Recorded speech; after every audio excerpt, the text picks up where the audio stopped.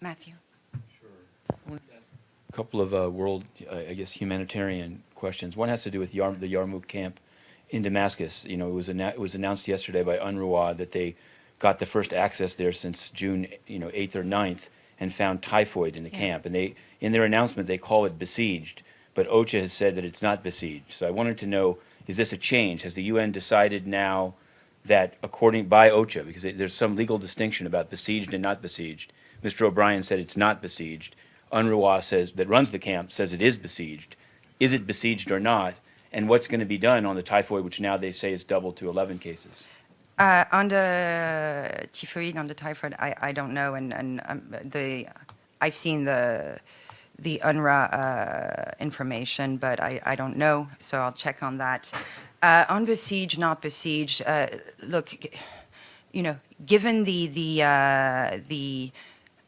I understand your point about that it could mean different things, but the most important thing here is that, Yarmouk is in a desperate condition, and that we are trying to do our best, whether it's the Office for the Coordination of Humanitarian Affairs and USG O'Brien, or through UNRWA, to get assistance there as much as we can and help the people that are in Yarmouk. I guess I'm just saying because the I know what Secretary you're General saying, writes but reports to the I'm not Security going to Council say anything else distinguishing besieged than this. and not besieged. Anybody else has a question? Can I ask about Joe, yeah, let's do one you and then one someone else. Ask about the AT&T and the surveillance, but there was a follow-up humanitarian question I wanted to ask, which was about the aid worker that was raped in the Bentiu camp in South Sudan. And much was said from this podium of what the UN system, including the agency, which turned out to be UNICEF, was doing. And the alleged victim herself has asked, has tweeted at your office and Intercity Press asking what has happened since. And since it's Humanitarian Day, it seems like the right time to ask, are you aware of any steps taken since this was reported in BuzzFeed to get to the bottom of the rape of this aid worker working in the Bentiu camp of the UN? I'm not aware, but it might just be me, so don't. It might just be because I was working on something else. So Sure. Okay. Okay. AT&T, should I do it now or can I do it later? Are you going to ask? Are you going to I'm stop asking asking questions if I give you it There's now? a good answer to this one, I promise. Go. All right. The question is, on the AT&T, you'd said the UN didn't know and now was going to speak with them. And so, okay. The thing is that in looking into it, there is a UN rule. This is a UN, it's called the General Conditions of Contract, and it says that all UN contractors can disclose information provided that the contractor give the UN sufficient prior notice of the request of the disclosure information to allow the UN to have an opportunity for a protective measure. This implies that for a UN contractor, AT&T, to allow the US to take any information, they would have had to have disclosed to the UN.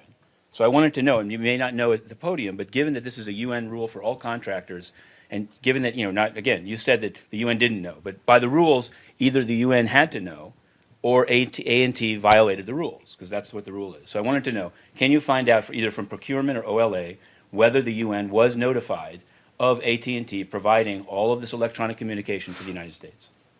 So on AT&T and this issue, just to tell you that we are in touch with AT&T, and we have made our concerns known to them, and we'll be continuing this discussion with them over the coming months.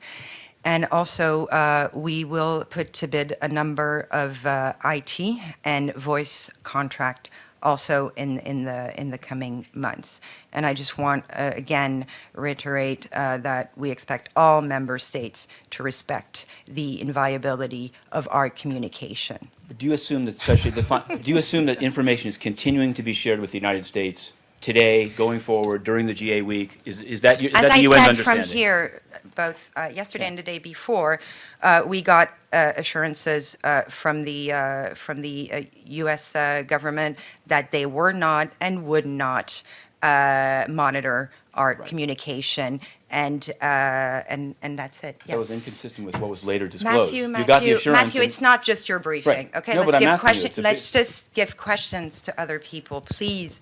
Other people, not just you. Yes, Ali. Sure. I wanted to ask you on this issue of interns in the UN system being unpaid, therefore that only the most affluent can work. There's a letter it's a public, but it's also said that it was sent to Ban Yes. Ki-moon. Sent- Have you gotten the letter, and are you going to meet with these groups, QFRI, and pay your interns? We printed out this, the Washington Post thing for him this morning, so I think he has seen it. Evelyn, you. Sure. In Burundi, one of the media that was closed by the government, RPA, Radio Publique Africaine, has published its investigation of who killed the general that the Secretary General, denounced the assassination of. And their investigation, which is pretty detailed, seems to say that the tracks lead back to the government itself. So I wanted to know, I'll just refer you back to his statement Sure. at that moment, and his alarm at the trend of politically motivated violence that we're seeing in Burundi. But is DPA tracking, I guess, this report, if true, would be a pretty big thing. It also seems to put the media at risk. So I wanted to know, who in the UN system is sort of tracking these events Well, as we things... have a presence in Burundi, a UN presence, as you know, and of course DPA is looking at the relevant offices in DPA. Look at the political developments and all over the world, Matthew.